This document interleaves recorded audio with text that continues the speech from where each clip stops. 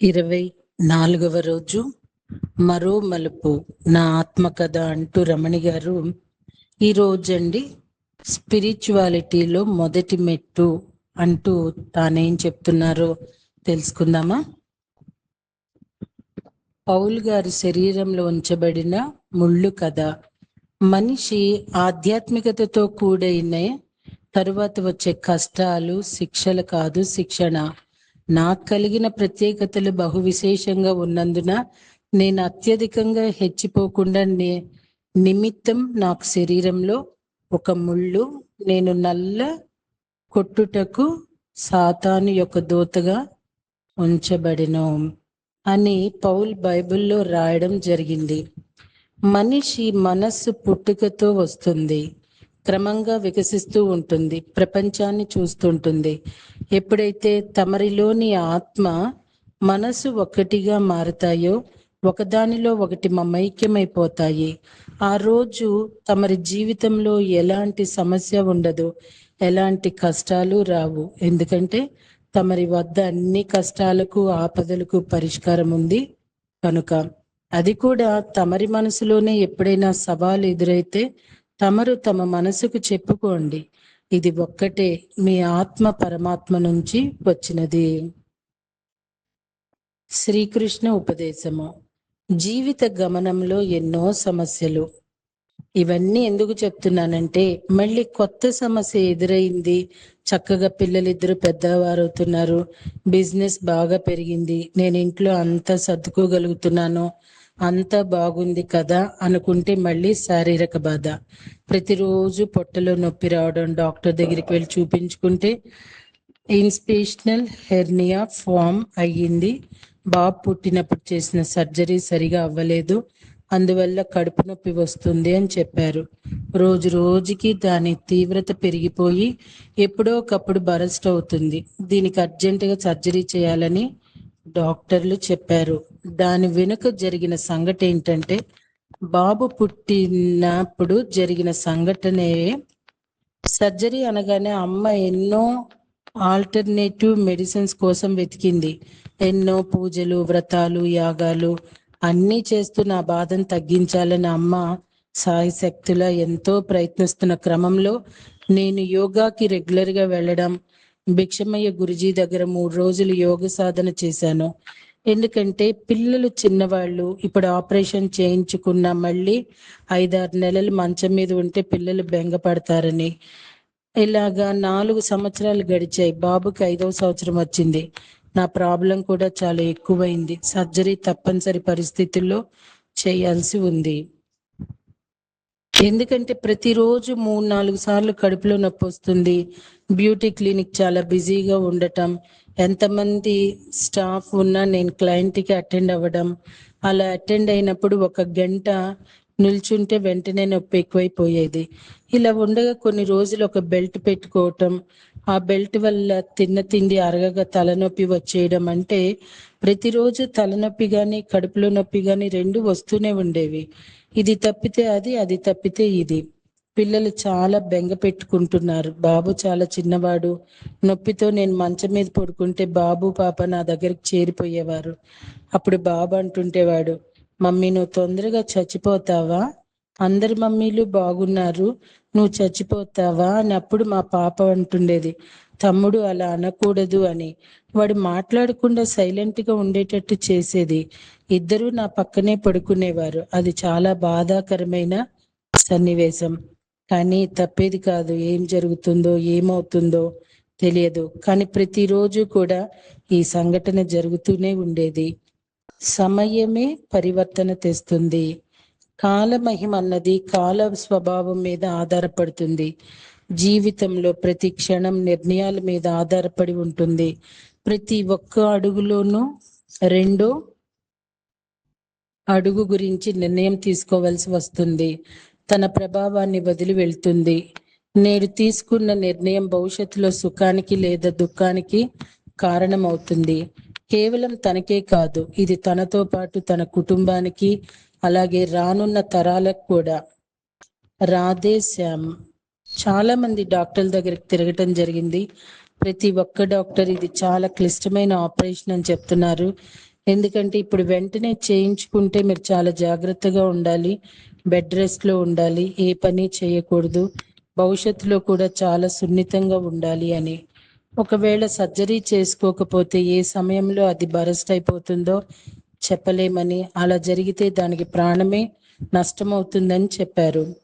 రెండు కత్తి మీద సాములాగే అనిపించింది. ఆ సమయంలో నేనైతే ఏమీ అర్థం కాని అజ్ఞానిని. ధ్యాసంతా పిల్లలు, వృత్తి మీదే, దేని మీదే అవగాహన లేదు. అమ్మ అయితే చాలా పూజలు వ్రతాలు నా కోసం చేయించడం, అక్కడ తీర్థ ప్రసాదాలు తీసుకొచ్చి నాకు ఇవ్వడం, ఇంట్లో కూడా నాతో చేయించడం, ఇవన్నీ జరుగుతున్నా కూడా మూర్ఖత్వంతో చేస్తున్నట్లుగానే నేను అనుకుంటూ ఉండేదాన్ని.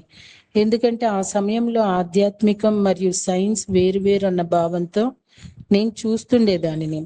కాబట్టి స్పిరిచువాలిటీ అంటే మూఢనమ్మకాలు, సైన్స్ అంటే ఒక శాస్త్రీయమైన పద్ధతి అని మాత్రమే తెలుసు. రోజు రోజుకు పరిస్థితి చాలా క్లిష్టంగా ఉంటుంది. ప్రతి గంటకి పొట్టలో నొప్పి వచ్చేస్తూ ఉండేది. అలాగే బ్యూటీ క్లినిక్ లో బాగా బిజీ అయిపోవటం వల్ల బ్యాలెన్స్ చేసుకోవటం నా వల్ల అయ్యేది కాదు. పెళ్లి ముహూర్తాలు ఎక్కువగా ఉండే రోజుల్లో కొన్ని సమయాల్లో నేనే స్వయంగా మెహందీలు పెట్టడం, ఇంకా బాగా లేట్ అయిపోతుంది అన్నప్పుడు స్టాఫ్ అందరినీ వారి ఇళ్లకు పంపించేసి నేనే చివరి వరకు ఉండి మిగిలిన సర్వీస్ ఏమైనా ఉంటే చేయాల్సి వచ్చేది. అలాంటప్పుడు నొప్పితో నేను చాలా బాధపడుతూ ఉండేదాన్ని. మరి ఒక్కొక్క సమయంలో మెహందీ పెడుతూ మధ్యలో నాకు చాలా తలనొప్పి వచ్చి వెంటనే వామిటింగ్స్, మోషన్స్ వేస్తే అప్పటికప్పుడు హాస్పిటల్కి వెళ్ళి సెలైన్ బాటిల్ ఎక్కించుకుని మరి నా దగ్గరికి వచ్చే ఆ క్లయింట్కి ఏమీ తెలియకుండా నేను మేనేజ్ చేస్తుండేదాన్ని. క్లినిక్కి వచ్చి మళ్ళీ యథాతథంగా వాళ్ళకి మిగిలిన మెహందీ పెట్టడం చేసేదాన్ని. అర్థమైన విషయం ఏంటంటే సమయం నా చేతిలో లేదు, ఏదీ నా చేతిలో లేదు, అలాగే గడిచిపోతోంది. ఉదయం లేస్తే చాలా మెకానికల్గా అయిపోతుంది. పిల్లలు, బిజినెస్ పనులు, మరి ఈ సమయంలో ఆపరేషన్. ప్రతిసారిలాగా ఈసారి బ్యూటీ క్లినిక్ క్లోజ్ చేయలేదు. ఎందుకంటే అప్పటికే ఒక 10 మంది స్టాఫ్తో ఉండటం, వాళ్ళందరినీ మాన్పించడం అంటే చిన్న విషయం కాదు. వాళ్ళందరూ అప్పటికే ఈ జీతాల మీద ఆధారపడి ఉన్నారు. కాబట్టి నా ఫ్రెండ్ భవానీ ఉదయం నుంచి తాను వచ్చి చక్కగా స్టాఫ్ని, క్లయింట్స్ని చూసుకుంటూ ఉండేది. ఆ సమయంలో నాకు చాలా చక్కగా సహాయం చేసింది. థ్యాంక్ యూ భవానీ, నేను ఎప్పుడూ నిన్ను మర్చిపోలేను. అమెరికన్ హాస్పిటల్లో డాక్టర్ గారు చాలా అద్భుతంగా నాకు ఆపరేషన్ చేయటం జరిగింది. చాలా పెద్ద ఆపరేషన్. మొత్తం 67 కుట్లు పడ్డాయి. నాభి చుట్టూ కూడా కుట్లు వేశారు. నాభిలో నుంచి ఎక్కడ హెర్నియా ఫామ్ కాకుండా చేశారు. అంతే అద్భుతంగా అమ్మ నన్ను చూసుకునేది. కుటుంబ సభ్యులందరూ ఒక యజ్ఞంలాగా చేశారు. ఒక 15 రోజులు హాస్పిటల్లో ఉండి హాస్పిటల్ నుండి అమ్మ వాళ్ళ ఇంటికి వెళ్ళిపోవటం జరిగింది. ఈ హాస్పిటల్లో అమ్మ ఇక మొత్తం ఆధ్యాత్మిక గురువుగా రూపాంతరం చెంది మెడిసిన్స్, ఇంజెక్షన్ ఇప్పిస్తూనే నాకు ఆధ్యాత్మికతను మొత్తం నూరిపోశారు. ఎలా అంటే ఒక మెడిసిన్ వేసుకున్న, ఇంజెక్షన్ వేసుకున్న ఆధ్యాత్మికతే. ఒక సెలైన్ బాటిల్ ఎక్కిన అందులో నుంచి ఆధ్యాత్మిక ధార వెళుతున్నట్లు మా అమ్మ తన బోధ ద్వారా ఈ 15 రోజుల్లో మొత్తం నా అణువణువున ఆధ్యాత్మికత సంతరించుకున్నట్లు తయారు చేశారు. అలాంటి గురు మాతృమూర్తి మా అమ్మ. అప్పుడు నాకు స్పిరిచువాలిటీ, సైన్స్ రెండూ ఒకటే. స్పిరిచువల్గా ఉంటే మనం ఏదైనా సాధించగలం. మెటీరియల్ లైఫ్లో ఏమీ సాధించలేమో. ఏం జరిగినా అన్నీ మనం నేర్చుకోవటానికే వస్తాయి. సమయం అనేది ఒక సాధన కోసమే అని నాకు అర్థమైంది. అప్పుడు అమ్మ చేస్తున్న సేవలు, భజనలు, పూజలు అన్నీ కూడా అర్థమయ్యాయి. అప్పుడే నాకు అర్థం చేసుకునే శక్తి కూడా వచ్చింది. ప్రతిసారి ఆపరేషన్ అయినప్పుడు నాన్ వెజ్, చేపలు, బోన్స్ సూప్, కీమా ఇలాంటివన్నీ పెడుతుండేవారు. కానీ ఈసారి వాటన్నిటినీ స్వస్తి, కేవలం కాయగూరలు, పళ్ళు, మంచి శ్రేష్టమైన రుచికరమైన ఆహారం అమ్మ పెట్టారు. స్వామి చైతన్యంతో ఒకవైపు సత్యసాయి లీలలు, స్వామి యొక్క చరిత్ర, స్వామి యొక్క చైతన్యంలో ఉంటూ అప్పటికే అమ్మ ఇంట్లో అన్ని రకాల క్లాసులు జరుగుతుండటం వల్ల, ఇక మంచి ఆహారం, పూర్తిగా ఆధ్యాత్మికతలో ఉండటం వల్ల నాకు ఆశ్చర్యంగా నేను చాలా తొందరగా కేవలం నెల రోజుల్లో స్వస్థత పొందాను. దానికి కారణం శాకాహారం మరియు ఆధ్యాత్మికం అని నేను బల్లగుద్ది మరీ చెప్పగలుగుతున్నాను. నెల రోజుల్లో మామూలు మనిషి కన్నా ఇంకా అద్భుతంగా, చాలా శక్తివంతంగా నేను తయారైపోయాను. శాకాహారం నా శరీరాన్ని కాదు, ఆత్మని శుద్ధి చేసింది. నా బ్యూటీ క్లినిక్ లో మళ్ళీ యథాప్రకారంగా అన్నీ జరుగుతున్నాయి. కానీ ఈసారి చాలా క్వాంటిటీ అండ్ క్వాలిటీ అనే దానికోసం తెలుసుకుని ఫ్రంట్ ఆఫీస్ మేనేజర్ను క్వాలిటీ చెక్ చేసే పర్సన్ని పెట్టుకోవటం జరిగింది. అంటే ప్రతిసారి జరిగే యాదృచ్ఛికానికి ఒక డెవలప్మెంట్ అయితే జరుగుతున్నది. ఈసారి ఇంకా అద్భుతంగా బ్యూటీ క్లినిక్ డెవలప్ అయింది. అందమైన జీవితం అందరి జీవితాల్లో ఉంటుంది. అది ఎలా అందుకోవాలో మనం వేసే అడుగులు బట్టి ఉంటుంది. జీవిత బాటసారికి ఎన్నో కష్టాలు ఉంటాయి. ఎందుకంటే కష్టాల్లోనే జీవిత సారం తెలుస్తుంది. అంతటి సూర్యుడికైనా గ్రహణం తప్పదు. నా జీవితంలో జరిగిన ప్రతి సంఘటనలో ప్రకృతి ఎంతో సహకరిస్తుంది. నేను ఉన్న స్థితి నుండి ఉన్నత స్థితికి తీసుకువెళ్ళడానికి ఆ సంఘటన తర్వాత నాకు అర్థమైంది. నా వృత్తిలో కానీ నా జీవితంలో కానీ ఎన్నో సందర్భాలు ప్రతి సంఘటన ఉన్నతమైన ఆలోచనలకి, ఉన్నతమైన స్థితికి తీసుకెళ్ళడానికి జరుగుతుంది. నా వృత్తి రోజు రోజుకి ఎంతో దేదీప్యమానంగా వెలుగుతోంది. స్టూడెంట్స్ చాలా ఎక్కువయ్యారు. నేను కూడా నేర్పిస్తున్న సబ్జెక్ట్లో ఎంతో నేర్చుకుంటూ క్వాలిటీగా చెప్పడం నేర్చుకున్నాను. ఏ ప్రచారము, ఏ ఆఫర్లు ఆ రోజుల్లో తెలిసేది కాదు. సీజన్ అన్సీజన్ అనేది ఎప్పుడూ తెలియదు. ఎప్పుడు ఒకటే కళ్యాణం, కమనీయం, అదే రమణీయం, ఇంత అద్భుతమైన జీవితం. కానీ ఎప్పుడూ నాకు లోటుగానే ఉంటుండేది. జీవితంలో ఏదో కోల్పోతున్నానో, ఏదో చేయడం లేదో, ఎక్కడో వెలితి, ఎప్పుడు చనిపోతానేమో అనే భయం వెంటాడుతూ ఉండేది. ఎందుకో తెలియదు. ఎప్పుడూ నా మనసులో ఒక్కటే ఆలోచన, ప్రతి మనిషి మధ్యాహ్నం ఒక గంటైనా విరామం తీసుకొని శక్తి పుంజుకొని మళ్ళీ తన కార్యక్రమంలో కొనసాగిస్తాడు. మరి నాకెందుకు విశ్రాంతి దొరకటం లేదో? ఉదయం లేచిన దగ్గర నుండి రాత్రి పడుకునేంత వరకు ఒక్క నిమిషం కూడా విశ్రాంతి లేకుండా ఇంత కష్టపడటం అవుతుంది ఎందుకు? ఎవరి కోసం? ఏం చెయ్యాలి అని బాధ.